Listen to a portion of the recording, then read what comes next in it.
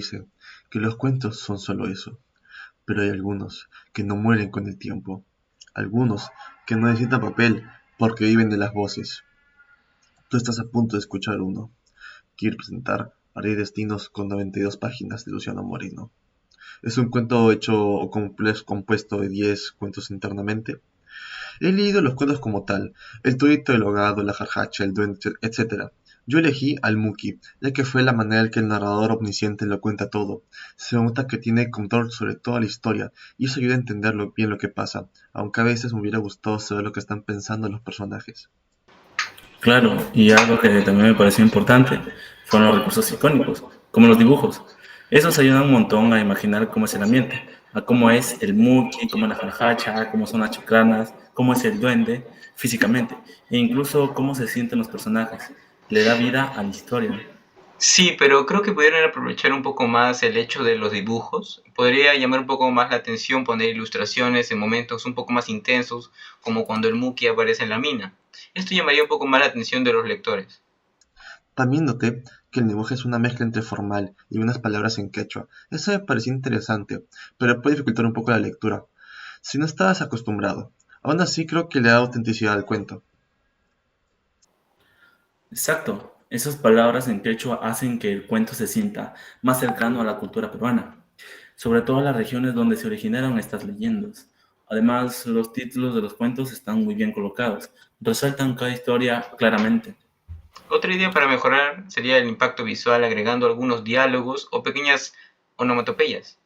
Por ejemplo, cuando el Muki hace ruidos raros o cuando hay un temblor en la mina. Eso haría un poco que el lector lo sienta más real. No le había pensado así, pero tienes razón. También creo que el cuento podría profundizar más en el mensaje que quiere dar. Entiendo que es una historia mitológica, pero me hubiera gustado que se reflexionara un poco más sobre el miedo o la codicia, temas claves en este. Y en cuanto al propósito, está claro que es difundir mitos y leyendas de la región de la libertad. El cuento cumple bien con eso, y por el tipo de vocabulario y los dibujos se nota que está dirigido principalmente a jóvenes y niños. En resumen, creo que es un cuento muy completo. Pero si se quiere llegar a conectar un poco más con los lectores actuales, se puede utilizar recursos visuales, tanto infografías como mapas donde ocurren los hechos. Otra cosa que noté es cómo se conectan los cuentos entre sí. Aunque son independientes como tal, hay un hilo conductor que los une como si todos formaran parte de una misma historia, de un mismo mundo. Eso es bueno, pero también puede hacer que uno se confunda si no está muy atento. Claro, eso es parte de la limitación. Cada cuento tiene su nombre y una imagen representativa. Así uno sabe cuándo empieza una nueva historia. Esa organización me pareció clara. Y el recurso visual del título ayuda a anticipar de qué tratará el siguiente cuento. También algo que se podría agregar es una pequeña sinopsis. Eso haría más fácil entender y comprender más el texto, sobre todo si el lector es joven. En cuanto al contexto comunicativo, se menciona que los cuentos están situados en la libertad y que fueron escritos en 1978. Es interesante, porque en el lenguaje intenta ser formal, pero se nota que la influencia de la época y la cultura andina. Exacto, el lenguaje verbal genera una sensación de inmersión, especialmente por las descripciones detalladas y los recursos discursivos como los títulos en negrita o el uso de ciertos términos quechuas que destacan bastante, dan pistas de lo que es importante. Tal vez una sección de glosario ayudaría, con la traducción y explicación de las palabras en quechua.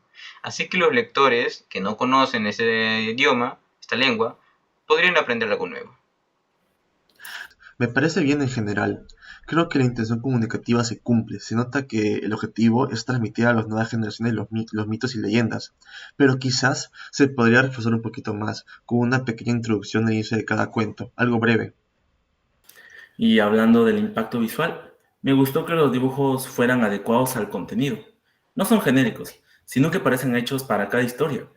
Pero aún así, el diseño general del libro se siente un poco plano visualmente.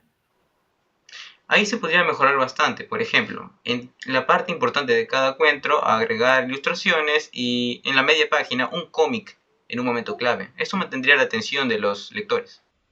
Sí, porque ahora hay mucha competencia visual. Los textos compiten con lo digital, entonces mejorar el diseño es casi obligatorio si se quiere conservar la atención del cliente o lector.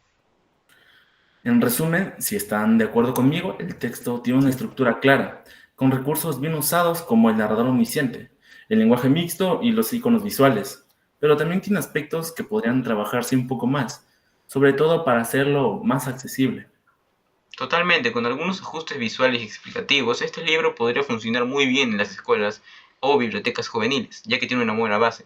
Solo falta adaptarlo mejor al lector de hoy.